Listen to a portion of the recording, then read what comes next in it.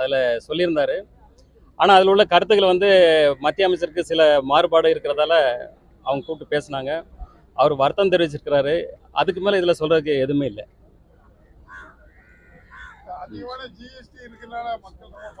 இல்லை, ஜிஎஸ்டி வந்து இப்போது மாற்றி அமைச்சிட்டே இருக்கிறாங்க இல்லையா?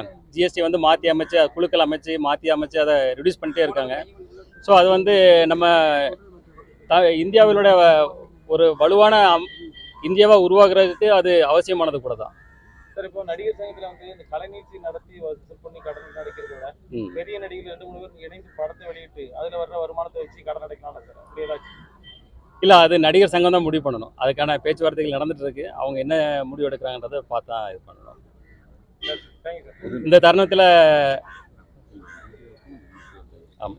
தருணத்தில் இன்று வந்து வெளிநாடு சென்று வெற்றிகரமாக